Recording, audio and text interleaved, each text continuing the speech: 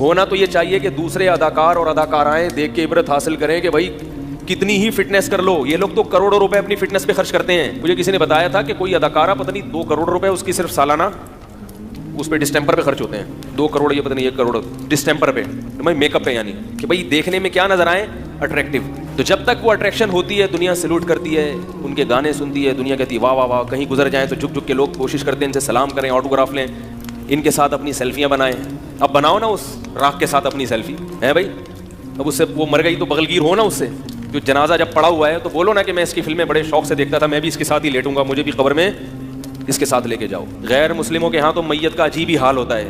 ان کے تو بہت خطرناک, جب جلانے کا منظر میں نے یوٹیوب پہ دیکھا, بعض مردے جو ہندو لوگ جلاتے ہیں تو اتنا وحشتناک منظر. اس پہ نیچے کسی کے کمنٹس تھے الحمدللہ علی نعمت الاسلام, تمام تعریفیں اس اللہ کے لیے جس نے ہمیں مسلم بنایا. اپنے باپ اپنی ماں کے ساتھ ایسا وحشیانہ عمل کرنا, اس کو اپنے سامنے جلا دینا. تو عبرت ہونی چاہیے, مگر عبرت کے اس موقع پر عبرت بولو بھائی نہیں ہوتی, اور بغاوت پھیلتی ہے. لوگ ان کی تعریفوں میں زمین آسمان کے قلابے ملاتے ہیں.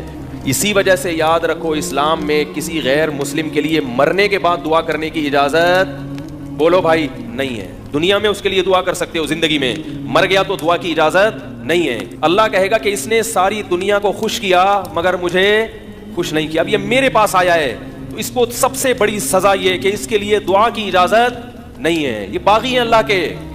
جب تک غیر مسلم زندہ ہے امکان ہے کہ توبہ کر لے گا, اس لیے آپ اس کو برا بھلا مت کہیں. مر گیا اب نہیں, بغیر توبہ کے چلا گیا تو اللہ نے کسی کو 40 سال مہلت دی, کسی کو 50 سال, کسی کو 60 سال.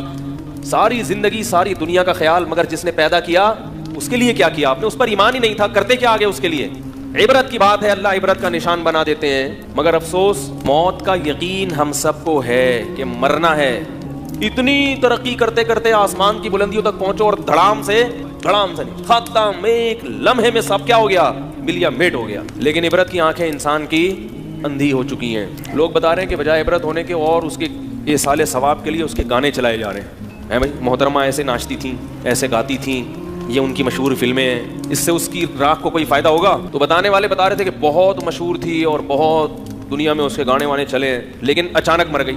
تو میں نے کہا اب تو لوگوں کو بڑی عبرت ہوئی ہوگی, یار کتنی دنیا کمائی اس نے, عزت کمائی, اور وہ عزت 1 منٹ میں بولو بھائی خاک میں مل گئی. اداکارہ ہوگی تو ظاہر ہے خوبصورت بھی ہوگی. تو یاد رکھیں سکون اور اطمینان اللہ نے خواہشات کی تکمیل میں نہیں رکھا.